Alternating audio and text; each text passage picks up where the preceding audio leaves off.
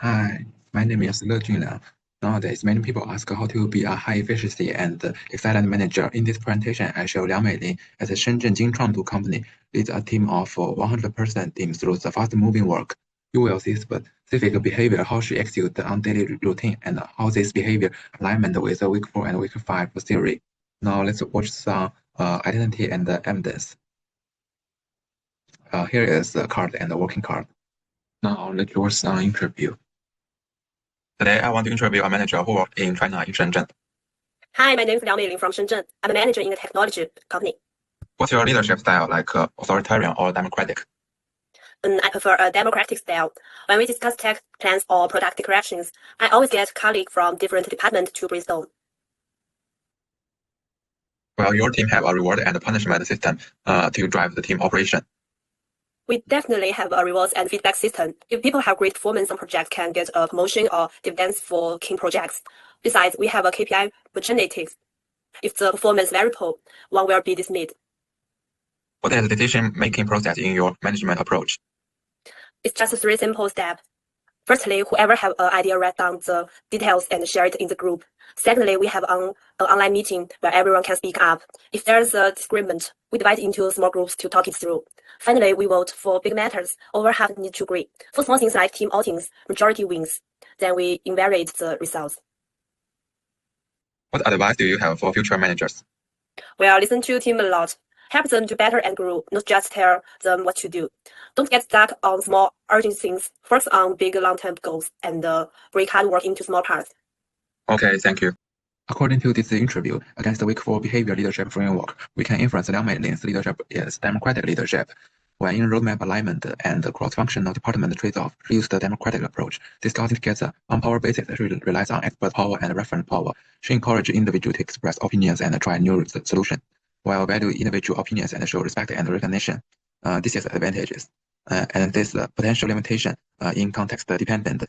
If team members lack of sufficient competency, or if there is extremely high requirement for decision-making efficiency, it may lead to delay the process. Leaders need to address flexibility to balance democracy and efficiency. How to impact individual and group behavior. She uses multi-dimensional positive impacts on team performance through participatory decision-making and empowerment support. She lets staff more willing to undertake the task. This can shape them acting, thinking, and engage the team. Influence how the group as a whole operates, shaping collaboration, decision-making, and collective outcomes. And also, we can inference the Liang Meiling's leadership is very close to the transactional leaders because its characteristic is like central on exchange, logical, and guiding subordinate complete tasks through the clear goals, reward punishment mechanisms. There are some advantages. There's some applicable scenarios and limitations.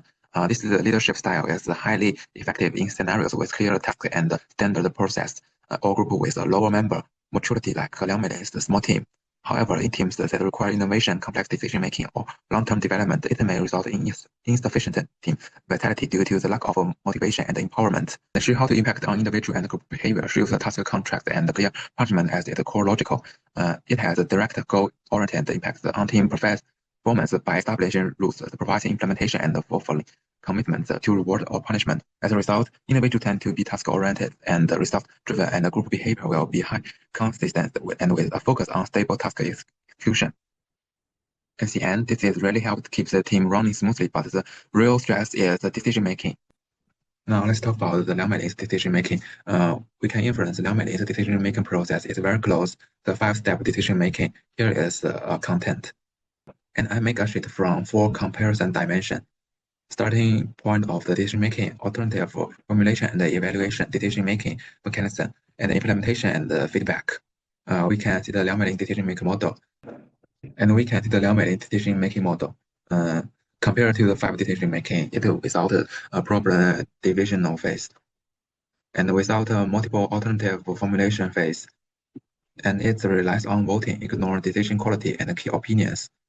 Also without improvement on the judgment phases.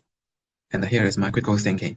Her model has a superficial advantage such as a concise and brief process and high participation. According to the courses of action mentioned in week 5, her approach is more in line with the behavior model instead of classic model. And it involves selecting a satisfactory solution through the discussion, voting, or information may not be fully complete, and the inconsistent opinions among the members. This reflects bound rationality and cognitive limitation to the characteristics of the behavior model. However, from the perspective of the decision-making scientifically, risk control, and long-term effectiveness, it has obvious logical gaps and practical hidden dangers. And here is some advantage of her model. Also, her approach emphasizes full participation. It is intentionally process simplification rather than process optimization, lacking of some process to improve decision quality. Key phases should be supplemented based on framework of the 5-step decision-making model. From the interview, we can distill one constructive advice for the future leaders. Here is the advice content. How to interpret it. She takes member needs as the starting point and relies in 2 ways of the individual growth and the team development. This action reflects transformation from a task manager to a growth-driven person. She focused on whether team members can achieve self-growth, and it finally forming a positive cycle of member growth to the team strengthening or organization development. This can reflect her democratic leadership because it emphasizes involving team members to value their voice and supporting them.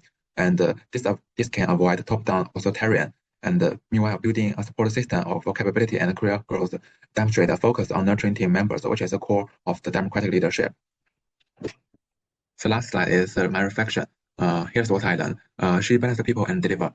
She puts the voice and the ownership down to the team. Listen first, then decide and drive. She told me that the effectiveness measurement isn't one step, it's picking the right tool for the different situation. And the transactional push work for deliver, but it would mute the innovation. Democracy isn't the same as a drug. My observation is prioritizing long-term trust over the short income, using small truck to avoid making hasty decision. This making me realize the quality of the decision making comes before the quality of the outcome. Here's what I will do next. And this is AI declaration. Thank you.